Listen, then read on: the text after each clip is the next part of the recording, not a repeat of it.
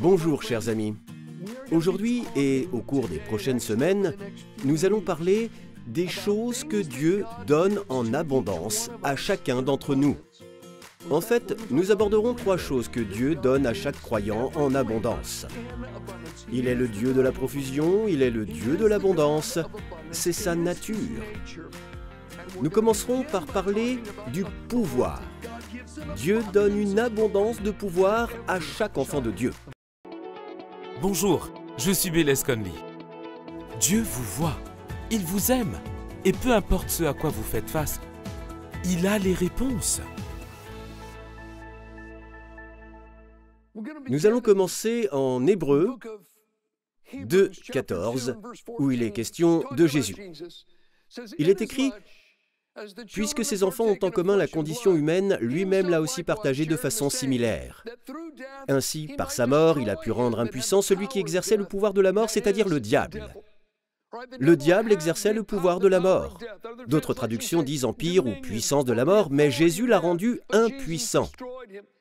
Le mot grec signifie rendre complètement inutile, rendre complètement incapable. Jésus a rendu sans effet le diable qui exerçait le pouvoir de la mort. Alors, qui l'exerce maintenant? Eh bien sûr, celui qui l'a vaincu a ce pouvoir. En Apocalypse 1, 18, Jésus a dit « Je suis le vivant, j'étais mort et voici, je suis vivant au siècle des siècles. Je détiens les clés de la mort et du séjour des morts. » Les clés représentent le pouvoir. Jésus a dit « J'étais mort, mais je suis vivant. Cela ne se reproduira plus jamais. Maintenant, j'ai les clés. » Chers amis, les clés permettent de déverrouiller des choses, mais aussi de les verrouiller. Les clés peuvent permettre l'entrée, mais aussi l'interdire. Les clés représentent le pouvoir, et Jésus a dit « J'ai maintenant les clés. »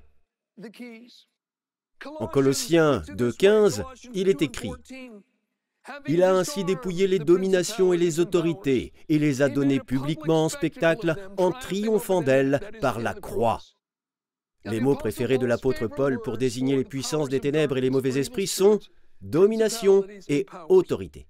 Éphésiens 6,12, en effet, ce n'est pas contre l'homme que nous avons à lutter, mais contre les puissances, contre les autorités, contre les souverains de ce monde de ténèbres.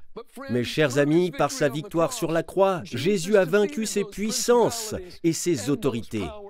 Il les a battus à plate couture. Je paraphrase une version en anglais que j'aime beaucoup et qui permet de comprendre cela facilement. Écoutez. Sur la croix, Christ a ôté le pouvoir aux mauvais esprits qui dominaient les gens.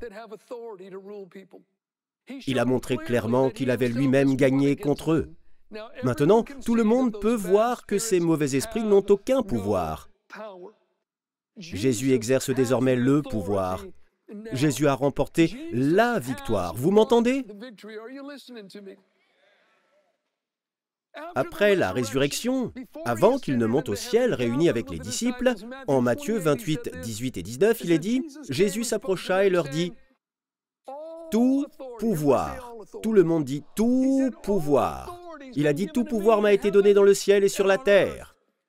Allez donc, faites de toutes les nations des disciples, baptisez-les au nom du Père, du Fils et du Saint-Esprit.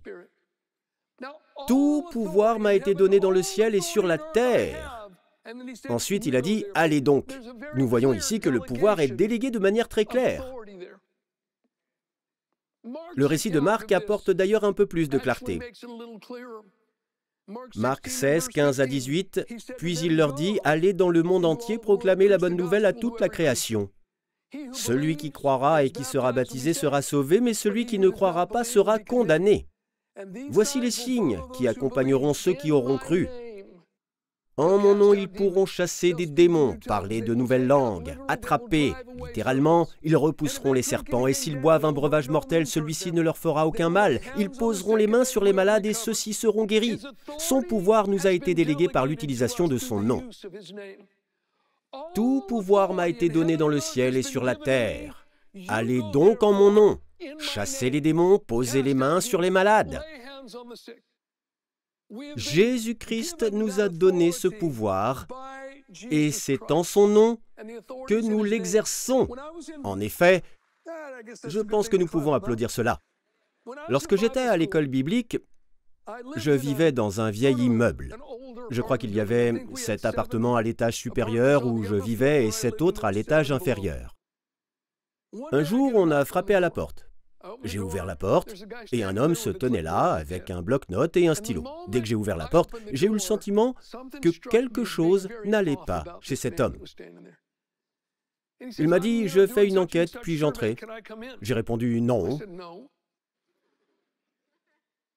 Il m'a dit « C'est très important, je dois faire cette enquête, puis-je entrer dans votre appartement ?» J'ai dit « Non, vous ne pouvez pas entrer dans mon appartement. » Il insistait beaucoup et est devenu très impoli. Il m'a dit « Je dois entrer dans votre appartement. » Il y avait quelque chose de bizarre chez lui. J'ai dit « Au nom de Jésus », j'ai dit « Non ». Il a fait... Il m'a sifflé dessus comme ça. Puis, comme s'il n'avait rien fait, il a répété « Je dois entrer ».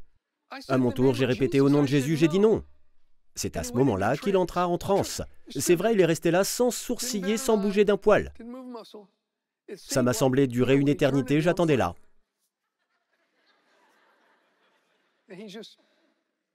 Cela n'a duré qu'une minute, mais ça m'a semblé long. Et puis il a dit « Je peux entrer maintenant ?»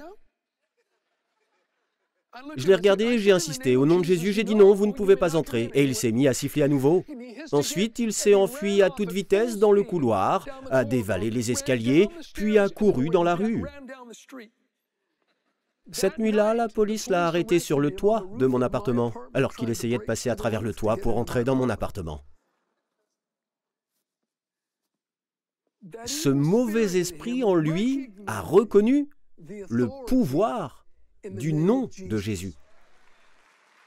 Il y a de la puissance dans son nom. Je voudrais maintenant lire un long passage des Écritures. Il est rempli de vérité et traite de ce dont nous parlons.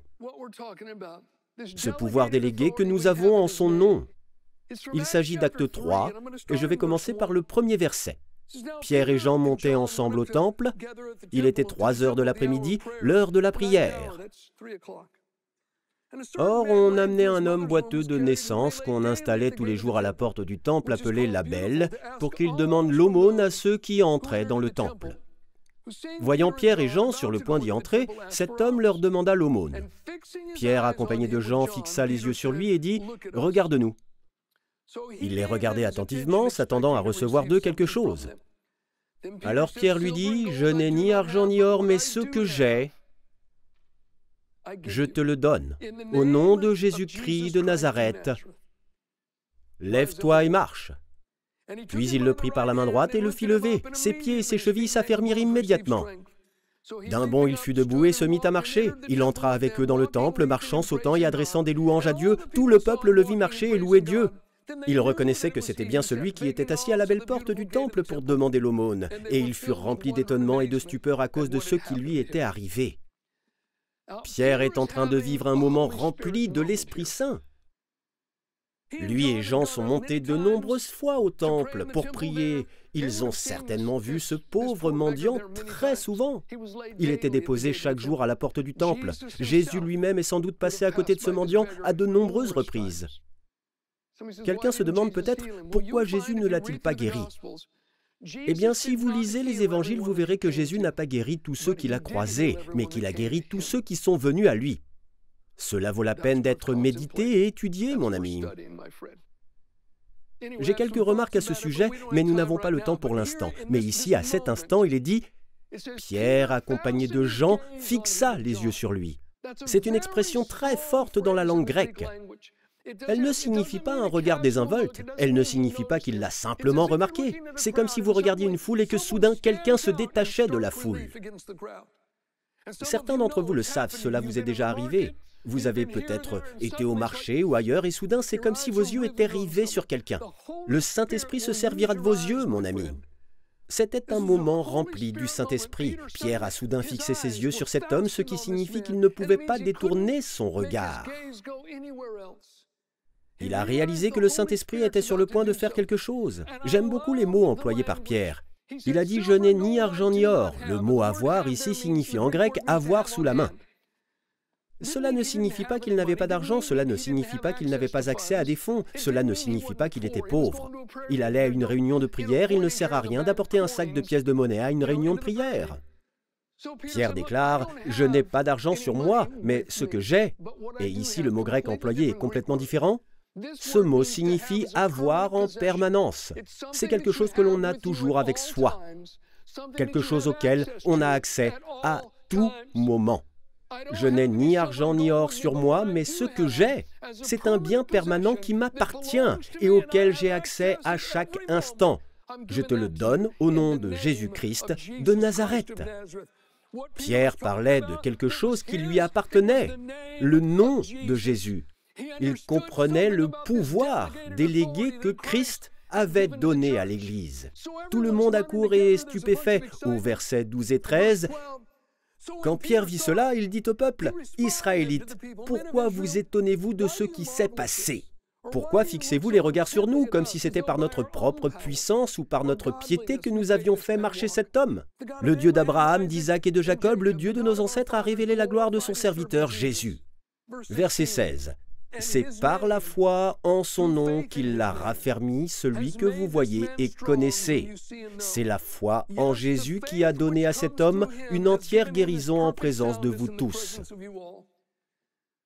Par la foi en son nom, pas seulement par son nom, mais par la foi en son nom. Pierre n'a pas dit « c'est parce que je suis un apôtre, c'est parce que je suis l'un des 12 ». C'est parce que nous sommes allés au temple à l'heure de la prière et que nous avons prié. Non, il a dit, ce n'est pas notre pouvoir. Ce n'est pas notre piété, il ne s'agit pas de nous, il s'agit du nom qui nous a été donné et de notre foi en ce nom. Les chefs religieux sont très contrariés. Ils font comparaître Pierre et Jean et nous arrivons au 4e chapitre, au verset 7. Ils firent comparaître Pierre et Jean au milieu d'eux et leur demandèrent « Par quelle puissance ou par quel nom avez-vous fait cela ?» Alors Pierre, rempli du Saint-Esprit, leur dit « Chefs du peuple et anciens d'Israël, on nous interroge aujourd'hui sur un bienfait accordé à un infirme, afin que nous disions comment il a été guéri. Sachez-le bien, vous tous, et que tout le peuple d'Israël le sache, c'est par le nom de Jésus-Christ de Nazareth, celui que vous avez crucifié et que Dieu a ressuscité. Oui, c'est par lui que cet homme se présente en pleine santé devant vous. Jésus est la pierre rejetée par vous qui construisez et qui est devenue la pierre angulaire. Écoutez à présent le verset 12. Il n'y a de salut en aucun autre, car il n'y a sous le ciel aucun autre nom parmi les hommes qui ait été donné parmi les hommes, par lequel nous devions être sauvés. Le nom a été donné et il n'y a de salut en aucun autre nom. Nous savons que pour être purifiés de nos péchés et rétablis dans la faveur de Dieu, cela doit passer par le nom de Jésus. Dieu merci, aucun autre nom n'apporte le salut. Mais il parlait de la guérison. Pierre a dit, « Écoutez, si nous sommes examinés aujourd'hui, si vous allez nous juger sur le bienfait accordé à l'infirme, par quel moyen il a été guéri ?» Le mot grec « sozo » qui signifie « guéri ». Vous voulez savoir par quel moyen il a été guéri, sozo. Il a dit, c'est par le nom de Jésus, parce qu'il n'y a sous le ciel aucun autre nom par lequel nous puissions être sozo, guéris. C'était le sujet de la discussion. C'est ainsi que les chefs religieux l'ont compris. Mon ami, je vous le dis, il y a un pouvoir de guérison dans le nom de Jésus. Il y a un pouvoir de salut, il y a un pouvoir de délivrance, il y a un pouvoir de guérison au nom de Jésus. Et il a été donné. Il a été donné à l'Église. Tout pouvoir m'a été donné dans le ciel et sur la terre. Allez donc en mon nom. Mais encore une fois, Pierre a dit, c'est par la foi en son nom. Comment vient la foi? La foi vient de ce qu'on entend et ce qu'on entend vient de la parole de Dieu. En Marc 16, 17, nous lisons que Jésus a dit, « Voici les signes qui accompagneront ceux qui auront cru en mon nom, ils pourront chasser les démons, etc. » Vous savez peut-être que le Nouveau Testament a été écrit en grec, en lettres majuscules. Les chapitres, les versets et la ponctuation ont été ajoutés par les traducteurs. Dieu merci, car sans cela, il serait difficile à lire. La parole est entièrement inspirée. La ponctuation, elle, ne l'est pas toujours. Déplaçons les deux points. Jésus a dit, voici les signes qui accompagneront ceux qui auront cru, et comme il est écrit, en mon nom, ils pourront chasser des démons, c'est certainement vrai. Mais je crois qu'il faut le lire ainsi. Voici les signes qui accompagneront ceux qui auront cru en mon nom, ils pourront chasser des démons, parler de nouvelles langues, ils poseront les mains sur les malades et ceux-ci seront guéris. Pierre a dit, c'est par la foi en son nom. Ces signes suivront ceux qui croient en son nom, qui mettent leur foi en son nom. Écoutez-moi bien. La foi dans le nom de Jésus vient quand vous lisez ce que ce nom peut faire. Quand vous comprenez comment il a obtenu son nom, quand vous comprenez qu'il a été délégué et donné à l'Église, ce n'est pas grâce à votre piété ni à votre propre pouvoir, ce n'est pas grâce à votre présence à l'Église, même si c'est une bonne chose. Ce n'est pas parce que vous avez fait une offrande, ce n'est pas parce que vous avez consacré plus de temps à la prière, bien que toutes ces choses soient importantes, mais c'est par son nom et la foi en son nom. Et mes amis, la foi vient de ce qu'on entend. Votre vie changera lorsque vous découvrirez cette vérité. Aujourd'hui, il y a plusieurs façons d'obtenir un grand nom. Certains héritent d'un grand nom. D'autres se font un grand nom par ce qu'ils font et par ce qu'ils accomplissent. Jésus a obtenu son nom de ces deux manières. Permettez-moi de vous lire un passage d'Hébreux 1, 3 et 4 qui parle de Christ. Le Fils est le reflet de sa gloire et l'expression de sa personne. Il soutient tout par sa parole puissante. Après avoir accompli au travers de lui-même la purification de nos péchés, il s'est assis à la droite de la majesté divine dans les lieux très hauts. Il est ainsi devenu d'autant supérieur aux anges qu'il a hérité d'un nom bien plus remarquable encore que le leur. Jésus a reçu son nom par héritage.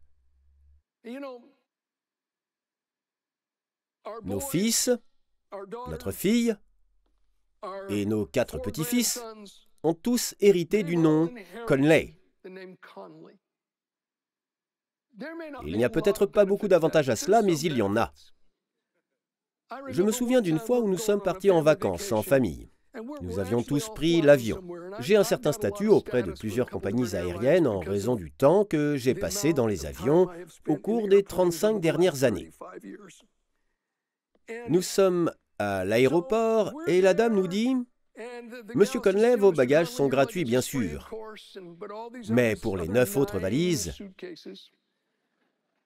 nous étions 9 à partir, il faudra payer $30 par valise pour les autres valises. » J'ai répondu, vous savez quoi? Chacune des 9 personnes présentes ici s'appelle Conley. Je veux que vous mettiez tous leurs bagages à mon nom. Ils m'ont répondu, d'accord monsieur, tous ces bagages sont gratuits. Avoir hérité de mon nom présente un avantage, ça et là. Mais le nom de Jésus, dont il a hérité, présente beaucoup d'avantages. Si vous voulez mesurer l'influence et le pouvoir de ce nom, vous devez mesurer Dieu lui-même. En effet, au 8e verset du même chapitre, il est dit « Mais il dit au Fils, ton trône, ô Dieu, est éternel. Le sceptre de ton règne est un sceptre de justice. » Jésus a reçu son nom par héritage. Encore une fois, pour mesurer le grand pouvoir et l'influence de ce nom, il faut mesurer Dieu. Il a également reçu son nom par la conquête. Philippiens 2, 8 à 10 l'exprime ainsi. Reconnu comme un simple homme, il s'est humilié lui-même en faisant preuve d'obéissance jusqu'à la mort, même la mort sur la croix. C'est aussi pourquoi Dieu l'a élevé à la plus haute place et lui a donné le nom, qui est au-dessus de tout nom, afin qu'au nom de Jésus, certaines traductions disent quand ce nom est exprimé, chacun plie le genou dans le ciel, sur la terre et sous la terre. Par son sacrifice, Christ a gagné notre rédemption. Il a vaincu les puissances des ténèbres et a acquis son nom par la conquête. Aujourd'hui, lorsque son nom est prononcé, il a autorité dans 3 mondes, le ciel, la terre et les enfers. Qu'il s'agisse d'anges ou de démons, tous reconnaissent ce que Christ a fait au calvaire. Ils reconnaissent tous le pouvoir que confère son nom. Lorsque le nom de Jésus est prononcé, les êtres du ciel, de la terre et des enfers s'inclinent. Quand on le prononce, non par habitude, religieusement, ou par peur. Mais quand on le prononce avec foi, c'est par la foi en son nom. Vous souvenez-vous de la rencontre de Moïse avec Dieu au buisson ardent? Moïse a reçu un bâton. Dieu lui dit « jette-le ». Il le jette et il se transforme en serpent. Moïse s'enfuit, vous feriez de même. Dieu lui dit « reviens Moïse ». Prends-le par la queue. Il le fait et il redevient un bâton. Dieu dit « avec ce bâton, tu vas faire des signes et des prodiges dans le pays d'Égypte.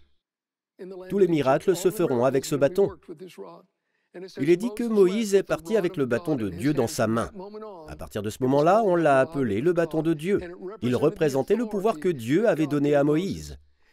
Tout, depuis la transformation du Nil en sang jusqu'à tout le reste, a été réalisé grâce au pouvoir que représentait ce bâton. Les Israélites sont délivrés de l'Égypte. Tout le monde se réjouit. Tous les Israélites arrivent au bord de la mer Rouge. Pendant ce temps, Pharaon a changé d'avis, son cœur s'endurcit. Il prend 600 chars, tous ses capitaines, toute son armée, et il se lance à la poursuite d'Israël.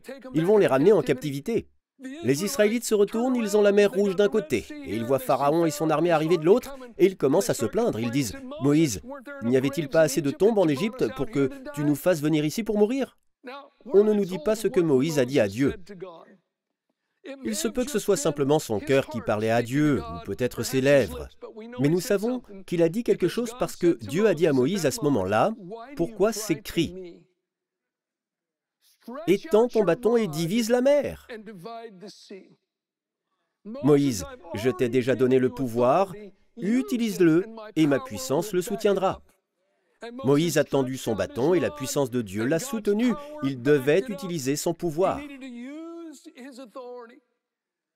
Quand vous demandez à certaines personnes ce qu'elles font, elles répondent « Je prie pour que Dieu réprimande le diable ». Autant arrêter car il ne le fera pas. Jésus a déjà dépouillé le diable de tout son pouvoir. La Bible dit en Jacques 4, 7 « Soumettez-vous donc à Dieu, mais résistez au diable et il fuira loin de vous. » J'ai un ami qui est issu d'un milieu similaire au mien. Certains d'entre vous pourront s'identifier à cela. Nous sommes sauvés, mais nous devons connaître un grand renouveau ici. Notre façon de penser doit vraiment changer. Parfois, certaines vieilles habitudes, certaines vieilles façons de penser, certaines choses veulent s'accrocher même si nous sommes complètement sauvés à l'intérieur. C'est pourquoi nous sommes transformés par le renouvellement de notre esprit. Nous devons grandir en Christ. Bref, mon ami qui a des antécédents similaires aux miens est sauvé. Il commence à réaliser que Dieu lui a donné le pouvoir, qu'il a reçu le nom de Jésus. Il occupait un poste de nuit dans un magasin 7-Eleven. Il m'a dit « Bayless, j'en ai assez. Je n'en peux plus. Les démons se sont installés dans ma vie. Ça suffit, je vais changer cela. » Il n'y avait personne dans le magasin, il était dos à la porte et il a commencé à traiter avec le diable. Il a déclaré « Diable, au nom de Jésus-Christ, va-t'en !» Je ne vais plus penser de cette façon. Je brise le pouvoir que tu as sur ma vie, je ne ferai plus ces choses, je suis une nouvelle créature en Jésus-Christ. Maintenant tu sors de ma vie, sors de ma famille, sors de mes finances, au nom de Jésus. Il a commencé à parler de plus en plus fort, il a simplement dit « J'en ai assez, ça suffit, cela ne va plus ruiner ma vie, je suis transformé, j'ai été délivré du pouvoir des ténèbres. Je suis dans le royaume du Fils de Dieu, il a tout pouvoir, j'ai ce pouvoir. » Il ne lâchait pas et répétait cela de plus en plus fort. Tout à coup, derrière lui, il entendit « ding, ding, ding ». Quelqu'un avait ouvert la porte et était entré dans le 7-Eleven. Il se retourna et dit « Que voulez-vous » Ils répondirent « Du lait ». Il rétorqua « C'est par là !»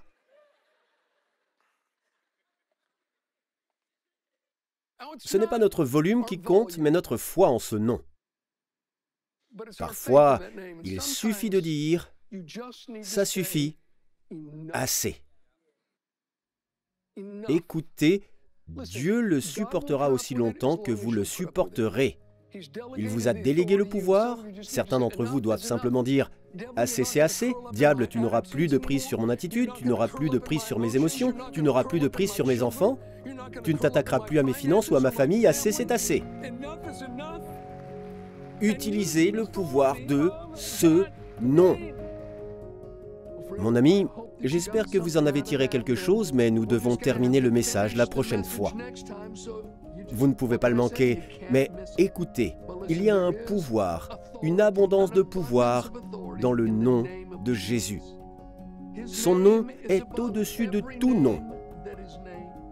Lorsque ce nom est prononcé, il y a des genoux dans le ciel, des genoux sur la terre et sous la terre. C'est un nom qui a du pouvoir dans 3 royaumes. Les genoux s'inclinent dans les cieux, sur la terre et sous la terre, disent les Écritures. Et surtout, la chose la plus importante de toutes, il y a une vie nouvelle dans ce nom.